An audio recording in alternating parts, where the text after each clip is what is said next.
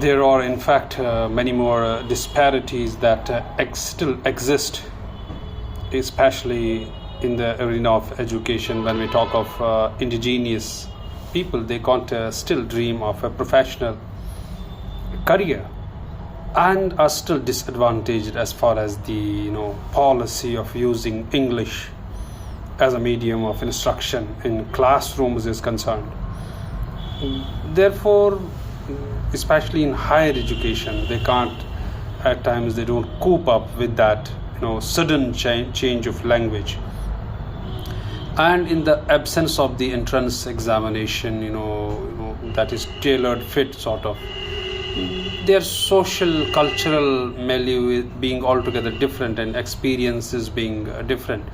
That's why for them entering and experiencing that university life becomes much more a Herculean exercise.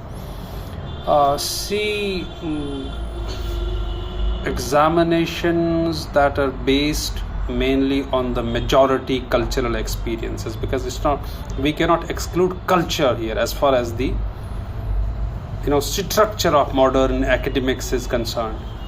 The whole examination pattern that is usually loaded with that cultural dominance and those dominant cultural experiences and modern standards, they are not fully aware and are therefore bound to fail in such examinations. So such kind of disparities have to be seen in the light of empowering indigenous people. And when we discuss indigenous people's concern, there is a United Nations Declaration on the Rights of Indigenous People, what we call UNDRIP, that talks of the indigenous people's rights and scholarships that highlight somehow indigenous people's rights and their issues. They are in fact the vulnerable groups in the society, and therefore their proper demography has to be taken into account, and all those reservations, positive discriminations should be there to lift them up, so that we can see a scaling up attitude. We can see their mobility, we can see their occupational traditional changes in their occupation, and we can see their literal integration into the mainstream as far as the development is concerned. There are many more ethnic groups as well, and who have been more or less stigmatized, who have been given different names, who have been given different labels, instead of empowering them in the real sense and in the real perspective.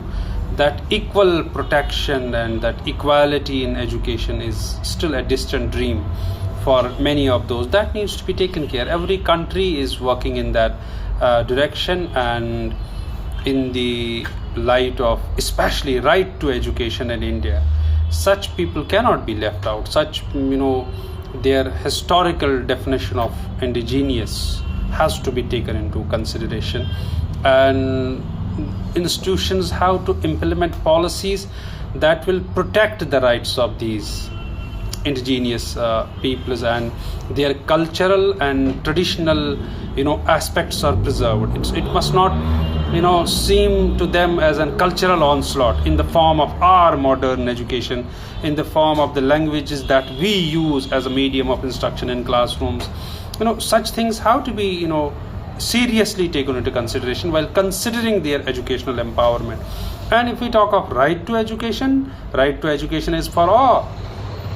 When in India we talk about right to education, we talk about all. We don't exclude communities here, we don't exclude ethnic groups here, we don't exclude anybody. Therefore, that equity, that equality should prevail in educational institutions, especially higher educational institutions, where these indigenous students and their issues are addressed.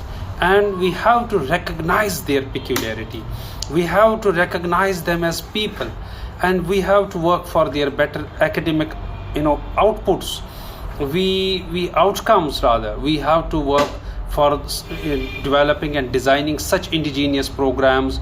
We have to work for that curricula in the literal sense. We have to work for that instructional strategies, if we have to literally empower this lot, and their cultural and their linguistic background should be preserved, that should be respected, and their native languages should not become the obstruction of their academic success all the time. Education must be an opportunity for everyone to grow up, for everyone to come to the mainstream, for everyone to have that emancipation. Therefore that should equally be applicable to the indigenous peoples, and these indigenous people across the length and breadth of our country are spread far and wide. There are many more communities who need that access, who need that educational infrastructure, who need that first of all that seriousness among the policy makers, that for their inclusion.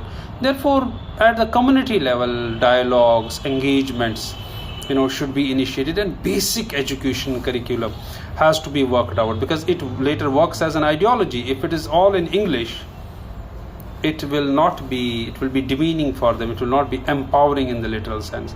And thanks to the educational policy 2020, that talks of the mother tongue, that talks of the local languages, that talks of the teaching in local languages, that's a positive step here. Therefore when we are talking about developing new designs in terms of the curricula, when we are talking about introducing vocation based papers, it must be the prime priority to develop those in terms, and keeping language aspect in particular, keeping language aspect in view, because it is not that still colonial terminology, that in terms when we are speaking in English you are civilizing them. You are not civilizing them, you are distorting their culture, you are distorting their language. Therefore all cultural, political and economic steps should be taken to preserve. We cannot just give some funds and call it development. We have to preserve their culture. That would mark the real empowerment of indigenous people in India. And implementation is the matter that becomes the hallmark of everything. If it is implemented with that seriousness, it will work well. Therefore in educational, especially higher educational institutions, that oppression and domination through language should stop. If you are dominating through a different language that is non-native to a particular indigenous group, you are not empowering, you are oppressing them. Therefore such things have to be taken into consideration. They must not be the victims at school, they must not feel like victims in universities, they must feel included, they must feel a part of the system. And if we fail their rights, we fail their education. If we fail their language, tradition and culture, we fail them as fellow human beings. Therefore such things cannot be ignored. We have to work in the right direction to preserve indigenous people culture, tradition and all their signs and symbols of their identity, whether it is curricula and whether it is medium of instruction, whether it is education in the classroom, whether it is working for the right to education for everyone in India.